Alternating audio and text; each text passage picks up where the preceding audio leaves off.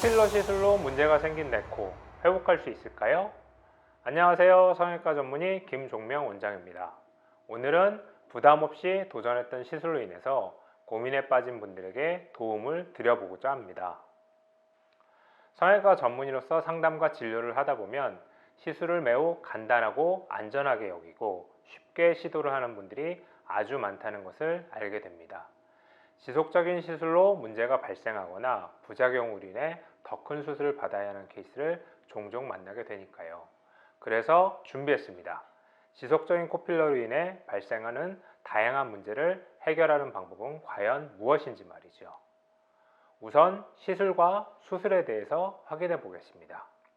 시술은 우리의 몸에 절개나 절단을 행하지 않는 최소한의 의료 행위를 통해서 치료를 하거나 문제점을 개선하는 것을 말합니다. 수술은 우리 몸의 일부를 개방하거나 손상된 부분을 절개 혹은 절단해서 치료를 진행하는 것을 의미합니다.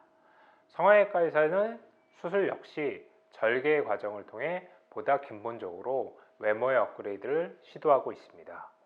그래서인지 꽤 많은 분들께서 수술보다 시술을 선호하고 있습니다. 그리고 매우 쉽게 시도를 하게 됩니다. 하지만 시술 역시 주의를 기울이지 않으면 다양한 문제의 원인이 될 수 있습니다.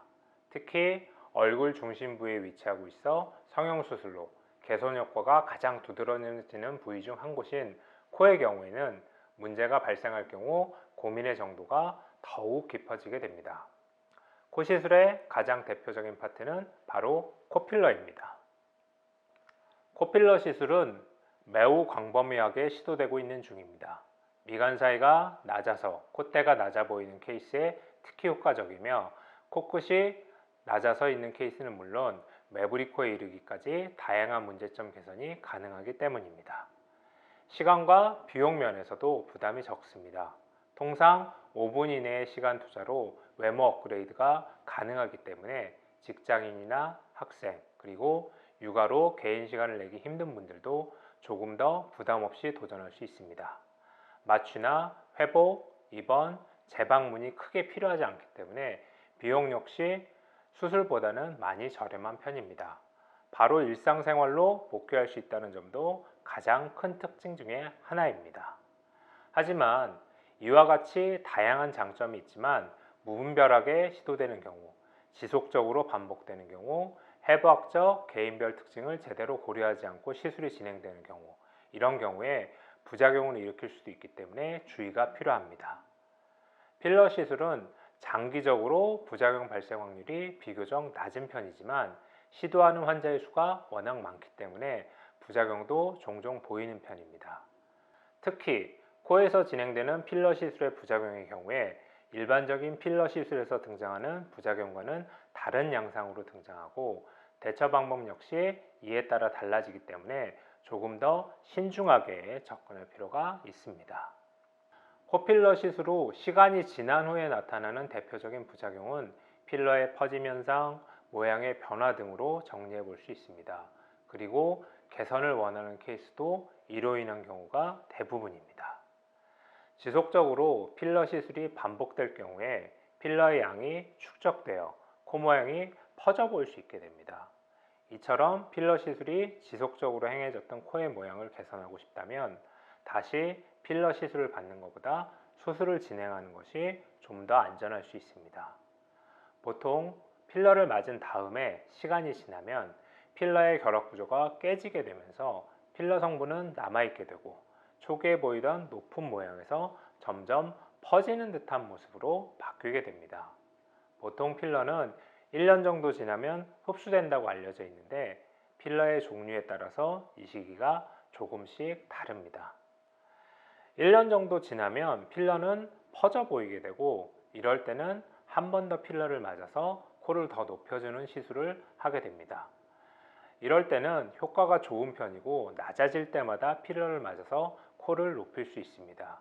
하지만 맞다 보면 어느 순간에 코가 높아지는 것보다 퍼져 보이는 모습을 보이게 되고 이것을 해결하는 방법은 크게 두 가지입니다.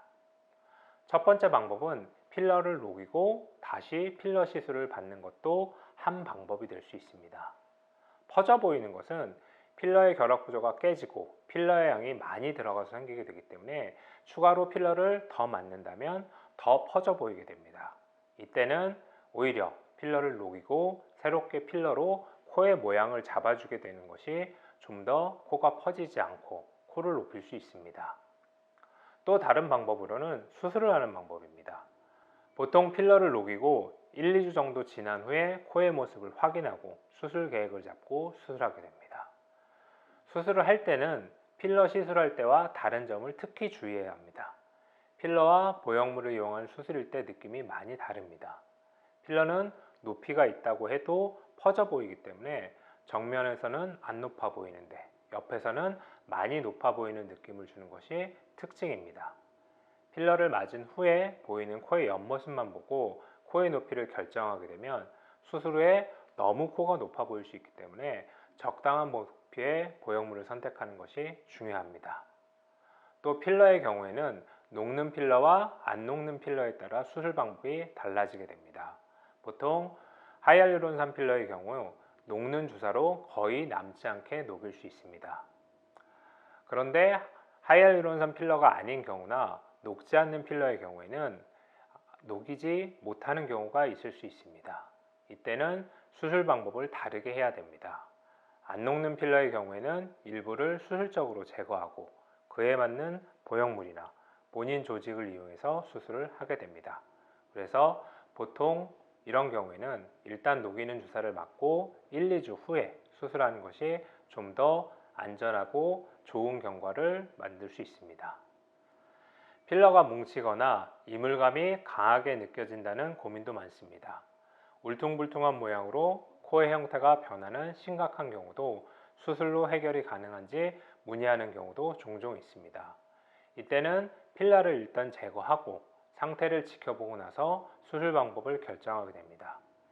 이물감을 느낀 경우에는 먼저 필러를 제거하는 것이 첫 번째 단계이며 추후에 코의 모양에 따라 수술을 결정하게 됩니다. 보통 필러로 이물감을 느끼는 경우에는 보형물보다는 본인 조직으로 수술을 하는 게 좀 더 좋으며 보통 진피지방 이식과 연고를 이용한 수술을 같이 시행하게 됩니다. 지금까지 살펴본 바와 같이 코필러 후 시도되는 코성형 수술은 그 어느 무엇보다 사전에 지니고 있는 문제점을 해결하는 것이 중요합니다.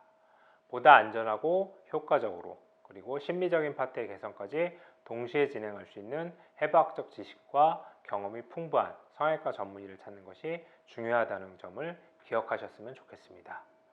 오늘은 보다 신중하게 접근할 필요가 있는 코필러 시술 후의 코성형 수술에 대해서 알아보았습니다. 제 설명이 유익하고 도움이 되었다면 구독과 좋아요도 눌러주세요. 다음 시간에도 좀 더 재미있고 유익한 정보를 가지고 돌아오도록 하겠습니다. 감사합니다.